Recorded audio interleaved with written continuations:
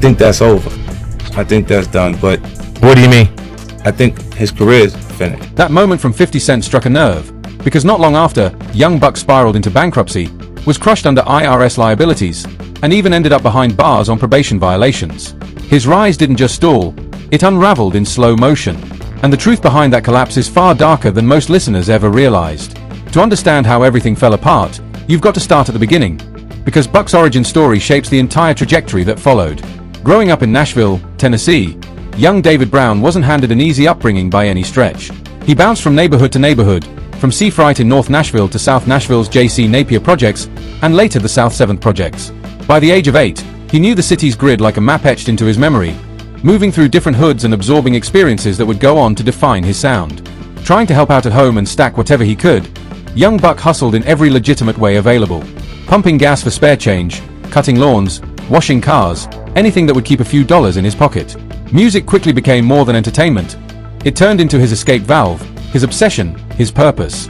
He began freestyling with childhood friends, taking on anyone willing to battle, gradually carving out a name in Nashville's underground rap scene. And this is where Buck's early grind and ambition really show themselves. Buck and a friend came across BG's Chopper City album, and on the back was a phone number for Cash Money Records.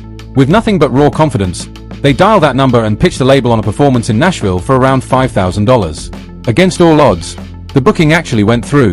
The show itself never happened, but what came next reshaped Buck's entire destiny. What did happen was Buck and Lil Jimmy ended up meeting everybody at Cash Money Records, and the first thing that Birdman told Buck was to spit a freestyle for him, and he put him up against Lil Wayne at that time, and they went back and forth, and that ended up impressing Birdman. Birdman was so impressed by Buck's initiative that he flew him to New Orleans to explore signing with Cash Money. At just 14 years old, Buck made a life-altering decision. He quit school entirely to chase music full-time. Whether or not that was the right path for a teenager is debatable, but one thing was clear: his commitment was absolute. This wasn't a hobby. It wasn't a backup plan. For Buck, rap was the exit route, the full blueprint for leaving the circumstances he grew up in. Buck ended up coming on with them and hopefully having his situation figured out as well.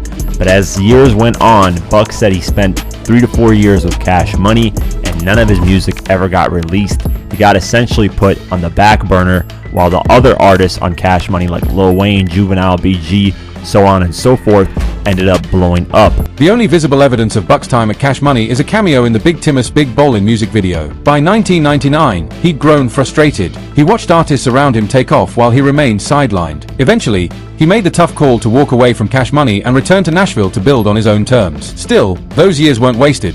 He gained crucial industry insight and met key players like DJ Paul of 3 6 Mafia and Juvenile, connections that would later become instrumental. Back home, Buck reconnected with his local crew and started pushing independently, no label machine behind him. On August 22, 2000, he released Thug Until the End with his partner DT. And then something rare happened. The project actually charted, reaching number 34 on the US R&B charts and number 17 on the US independent charts. For an unbacked Nashville rapper pressing CDS on his own, this was massive. He sold roughly 10,000 units, modest by major label standards, but a milestone for an indie artist grinding out the trunk. More importantly, it confirmed the dream could be real, that there was an audience ready for his voice. Then came the turning point, the moment that forced him to choose a single path forward. And out of my ordeal back in the streets, I ended up getting shot in a home invasion and a robbery. One in the arm and one in the upper thigh area. It was enough for me to wake up and really realize that, yo, if this shit keep going on like this, I'm either get killed or I'm gonna go to jail. And I really realized that because I was getting down for real. Really started to devote more of my time to the music then, the studio, period. After surviving the shooting during a home invasion robbery, Buck made a firm promise to himself. The streets were officially behind him, and the music grind was his only direction. And right when he needed a lifeline, one arrived through an old Cash Money alley. DJ Paul from 36 Mafia, long aware of Buck's potential and lyrical edge, heard about the incident and immediately reached out. He sent Project Pat to pick Buck up from Nashville and bring him to Memphis to record. Those sessions led to Buck landing his first major placement on 36 Mafia's When the Smoke Clears, 66-61. It was the exposure he'd been waiting for, a spark that pushed everything forward. Yet even with that major look, Buck still didn't sign with 36 Mafia. He returned to Nashville, continuing his independent push, but now with stronger visibility and deeper connections than ever. But hold up, before all that momentum pays off, we need to unpack how Buck actually ended up in G-Unit, because that chapter is wild on its own. The G-Unit era begins when things take a dramatic turn. Birdman, the same Cash Money plug from his early days, circled back with a new offer. By this time, the landscape looked nothing like what Buck walked into in the late 90s. Cash Money had exploded on a massive scale, upscale offices, high-end cars, the whole brand elevated. Birdman wanted Buck to join a new group he was forming called Headbusters. Buck flew back to New Orleans to explore it, but instantly felt deja vu in the worst way. After nearly a week of waiting around with no signed paperwork, no concrete structure, and no real progress, Buck's patience evaporated. He wasn't that 14-year-old kid hoping for a shot anymore. He was a grown man with real responsibilities and his own movement bubbling back home. And then, fate stepped in. Juvenile walked into the Cash Money building, stunned to see Buck still sitting there. At the time, Juvenile was dealing with his own internal issues with Cash Money and was in the middle of separating himself from the label. He pulled Buck aside and offered him an entirely different path, one that would flip Buck's entire career. Juvie happened to pull up at the office, and when he pulled up, he was kind of shocked to see me there. I'm like, I've been here for a whole week. And he was like, man, you want to get up out of here for a minute? You know what I'm saying? And I took that ride with Juvie, and that's where my career started, with Juvenile. Buck officially linked up with Juvenile's UTP record label. But here's the part that shows just how sharp Buck was, even back then. When Juvenile handed him the contract, Buck took it home, slid it under his bed, and never signed it. That alone speaks volumes. During that run, he dropped Born to be a Thug on October 10th, 2002, and a UTP Players compilation on October 8th, 2002. Yet he was never technically bound to UTP. Why? Because Buck was paying attention. He'd seen how things played out at Cash Money, noticed Juvenile's mounting issues with the label, and recognized instability from miles away. Juvenile even told him directly that if a better door opened, he should walk through it. While on tour with Juvenile, their bus made a stop in New York in 2002. At that moment, 50 Cent had the biggest buzz in the city, easily the most talked about artist in New York. The streets were erupting over him. The tour bus driver happened to know 50 Cent's former manager, Show Money XL, and Buck pressed him relentlessly to make the connection. Kept insisting they bring 50 onto the bus so they could maybe spark something creatively. And unbelievably, it actually went down. My guy 50 stepped on the tour bus, though his purpose there was to record with Juvenile, not Buck. While Juvenile and 50 were tucked in the back laying down records, Buck made a calculated move. He began playing some of his solo joints for Lloyd Banks and Tony Yayo, who were hanging up front. One record in particular grabbed Lloyd Banks' attention. Banks carried that track straight to the back where 50 was working. 50 hopped on it, and that song ultimately became Bloodhound on the iconic Get Rich or Die Trying album. Now, that wasn't technically the first track released featuring all four of them. That honor belongs to a little bit of everything on the 50 Cent is the Future mixtape. But Bloodhound was the one that first showcased Buck to the mainstream. At that moment, 50 rocked with Buck but couldn't lock him into a deal yet because 50 himself wasn't signed to a major label. But he never forgot Buck. And when things collapsed with UTP, just like Buck predicted, fate stepped in again. A week after the deal fizzled out with UTP, 50 Cent ended up calling Young Buck and said, hey, we want that Bloodhound track, we'll pay you $20,000 for it, let us put it on the album, and the track is getting mixed by Eminem and Dr. Dre. The album opened at number 3 on the Billboard 200, sold 361,000 copies in its first week, and secured platinum certification. The second single, Shorty Wanna Ride, became Buck's highest charting solo record, peaking at number 17 on the Billboard Hot 100. But beyond the commercial impact and the sales numbers, Buck achieved something even more meaningful. He shattered what had long been called the Nashville curse, becoming the first non-country artist from Nashville to break through on a major mainstream level in hip-hop. For years, artists complained that Nashville blocked non-country acts from reaching national success. Buck demolished that stigma entirely, clearing the path for the whole city. Then, on November 15, 2004, at the Vibe Awards, a wild situation erupted that would ripple through his career. That night, Dr. Dre, Eminem, 50 Cent, the whole G-Unit crew, and Suge Knight were all in the building. A man named Jimmy Johnson allegedly put his hands on Dr. Dre, and Young Buck allegedly stabbed Jimmy Johnson in response. Buck fled for a short period but turned himself in days later. It took about a year and a half to settle the case, with Buck receiving 3 years probation and an order to complete 80 hours of community service. Even though the fallout was relatively light, this moment marked the first loud warning sign, the first hint that Buck's street-bred instincts and loyalty could threaten everything he had built. In 2005, Buck stayed locked in, expanding his reach and strengthening his brand. He appeared on 36 Mafia's massive hit Stay Fly, a record that climbed to number 13 on the Billboard Hot 100 and eventually went double platinum. He also released an independent project designed to spotlight the upcoming G-Unit South artists whom 50 had placed under his leadership. Buck wasn't just an artist anymore, he was moving like an executive, building a sub-empire within the larger G-Unit machine. By 2006, Buck was saturating the streets with mixtapes and laying the groundwork for his next studio album. On February 6, 2006, he delivered Case Dismissed, the introduction of G-Unit South with DJ Drama, both a victory lap after resolving the Vibe Award stabbing case and a showcase of the talent he was preparing to launch. As Buck was crafting his sophomore album Buck the World, tension erupted between 50 Cent and their shared manager, Sean Money XL. 50 gathered the entire G-Unit roster and announced that they needed to find new management, as he was cutting all professional ties with Sean Money. And this moment is where Buck's strongest trait, loyalty, became a problem in 50's eyes. Buck and Sean Money had grown extremely close. Buck even served as best man at Sean Money's wedding. So when 50 ordered everyone to drop Sean Money, Banks and Yayo complied immediately, but Buck refused. 50 arranged to fly Buck out to Los Angeles so he could meet with him, Eminem, and Dr. Dre, and formally bring him into G-Unit. For any aspiring rapper, this was the ultimate dream scenario, especially for someone who had endured so many setbacks and broken promises. Buck's first major appearance on G-Unit Records was Bloodhound on 50's Get Rich or Die Trying. But 50 was strategic about elevating Buck's profile. Rather than immediately launching Buck's solo project, he chose to roll out the group album Beg for Mercy first, introducing Buck to the world as part of the unit. Beg for Mercy peaked at number 2 on the Billboard 200 and moved 377,000 copies in week 1. Today, it has sold over 2.7 million in the US and sits just shy of Diamond worldwide. Young Buck had landed on the biggest stage imaginable, and everyone back home was watching. Following G-Unit's proven formula, Buck released his mixtape Welcome to the Hood on May 31, 2004, hosted by DJ Woo Kid, building anticipation for his solo rollout. On July 2, 2004, the first single Let Me In, featuring 50 Cent, dropped and climbed to number 34 on the Billboard Hot 100. Then the defining moment arrived. On August 24, 2004, Buck released his debut album Straight Outta Cashville. The response was overwhelming. No cap.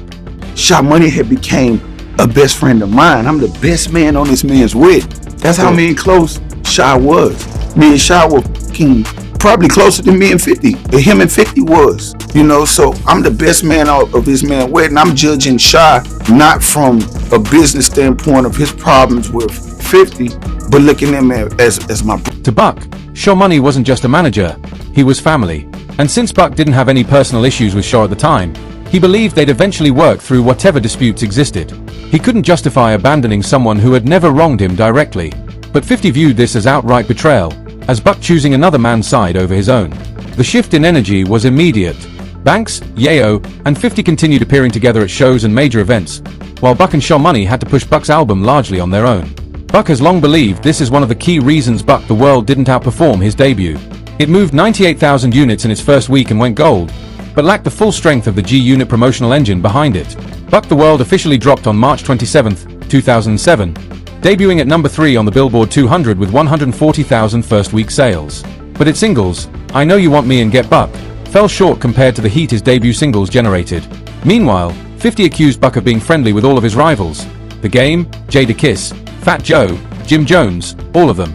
Buck clarified that he wasn't forming alliances. He says he was actually feeding intel back to 50 about what those artists were saying. But even that level of communication was seen by 50 as crossing the line.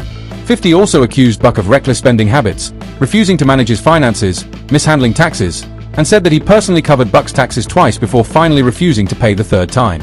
By 2008, Buck discovered he owed $300,000 to the IRS, and that bill became a massive crisis. No question, the start of 2008 was especially chaotic. In January, Buck appeared at a show with Lil Wayne and Birdman where both publicly urged Buck to leave G-Unit and join Young Money Cash Money. Buck appeared to agree on stage, and when 50 saw the footage, he was livid.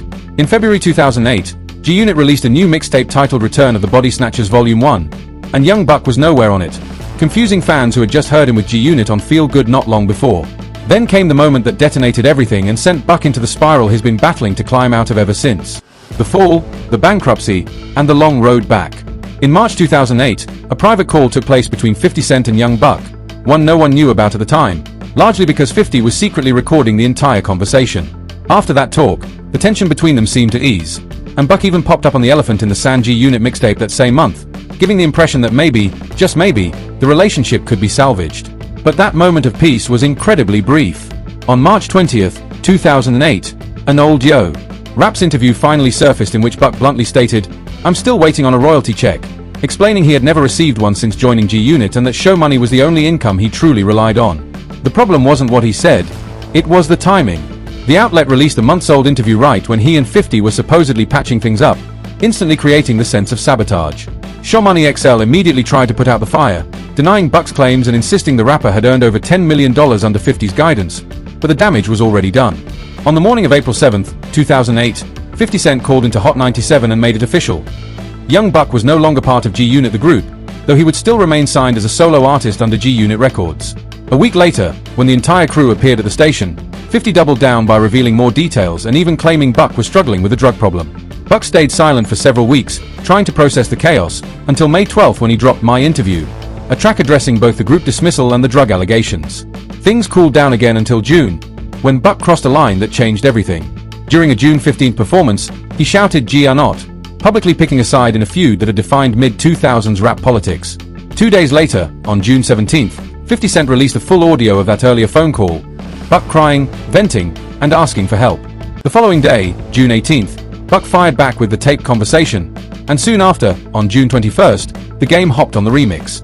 Rumors even circulated of a joint Buck Game mixtape titled Worth More Than 50 Cent dropping in July, but that project never came to life. When G-Unit released their second album Terminate on Sight on July 1st, 2008, Young Buck appeared on only 4 tracks, reduced to the role of a guest on what should have been his group's project. For the remainder of 2008, he barely released official music because, according to him, 50 Cent was actively limiting his ability to drop an album through the G-Unit Records contract, effectively blocking anything Buck tried to put out.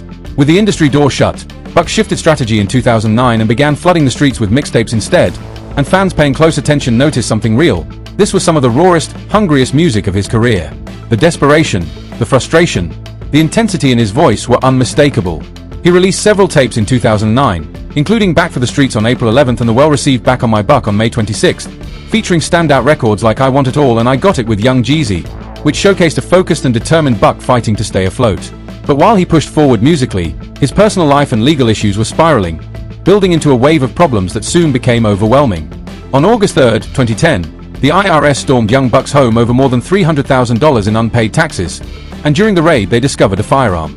Because Buck was still classified as a convicted felon from the 2004 Vibe Awards case, authorities charged him despite his insistence that the gun actually belonged to his licensed tour manager. Just 3 days after that raid, Buck dropped a record called My Campaign, using his trademark ability to turn immediate chaos into raw, unfiltered music. Then on August 19, 2010, he filed for Chapter 13 bankruptcy, and here's the part people often miss. That bankruptcy maneuver ultimately freed him from his G-Unit Records contract.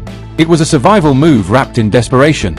Buck released an indie album titled The Rehab on September 7, 2010, debuting at number 55 on the Billboard 200 with a little over 6,400 first-week sales.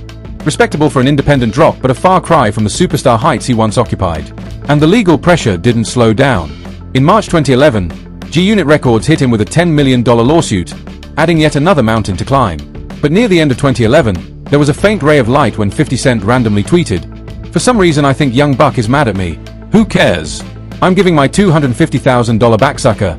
A strange message that hinted at unfinished business between them. On March 4, 2012, Young Buck survived a drive-by shooting outside a South Nashville club, though his girlfriend was struck in the shoulder during the attack. Then on July 13, 2012, he was officially sentenced to 18 months in federal prison on the weapons charges stemming from the IRS raid. The following month, the IRS held a public auction of his belongings, jewelry, trophies, studio equipment, everything, collecting $53,000 in what became a painful symbol of how far his life had crashed. Buck surrendered himself on August 6, 2012, to begin serving his time, and on October 2, 2013, he finally walked out of prison. What happened next stunned hip-hop. Behind the scenes, 50 Cent had been rebuilding his relationships with Lloyd Banks and Tony Yayo, and apparently Buck was on his mind as well. On June 1, 2014, at Hot 97 Summer Jam, 50 brought out all 3 original G-Unit members, sending the crowd into hysteria as the group officially reunited. They followed it with 2 EPs, The Beauty of Independence on August 25, 2014, and The Beast is G-Unit on March 3, 2015, marking a moment fans never thought they'd see again. Both G-Unit EPs delivered some genuinely strong records, and the reunion felt real, giving fans hope the group might finally be on solid ground again. Buck then launched his ambitious 10 mixtape series, dropping projects like 10 Bullets, 10 Bricks, 10 Pints, 10 Bodies, and more between 2015 and 2018, proving his work ethic was still unmatched. But the setbacks kept coming. On July 15, 2016, he was arrested for threatening to burn down his ex-girlfriend's apartment and ended up serving 7 months behind bars. In 2018, things briefly seemed to turn around when he dropped the single Can't Lose on March 30th, a heater that deserved way more shine, and announced that his third studio album would be executive produced by both 50 Cent and Drive Dre. Fans were hyped, but the peace didn't last. The relationship between Buck and 50 collapsed again after 50 claimed Buck owed him over $300,000 and began issuing cease and desist orders to block any release Buck attempted. Then in 2019, leaked audio of Buck speaking with a trans person went viral, and 50 relentlessly mocked him online with homophobic posts, effectively slamming the door shut on any future G-Unit reunion and dragging Buck back into public scandal. In 2020, Buck filed for bankruptcy once again, this time as a strategic attempt to escape his contract and sidestep 50's ongoing lawsuit. After years of legal back and forth, the battle finally ended in 2023 with Buck agreeing to pay $200,690 of the claimed $250,000 debt. To cover that amount and settle additional obligations, he unloaded assets valued at roughly $105 million, burned through $445,000 in legal fees, and had around $600,000 left over for creditors. Then in April 2025, Buck found himself back in trouble, getting arrested and handed a 30-day sentence for repeatedly violating the conditions of his bond supervision tied to his unresolved 2020 domestic assault case. He was released around May 12, 2025, and although his trial has now been pushed to January 12, 2026, Buck seems to be in a far healthier mental and emotional state. He's active online, celebrating milestones like the 18-year anniversary of Straight Outta Cashville, and appears focused on preserving his legacy rather than reliving old conflicts. Thank you for watching. If you enjoyed this breakdown, tap one of the videos on your screen to continue the story.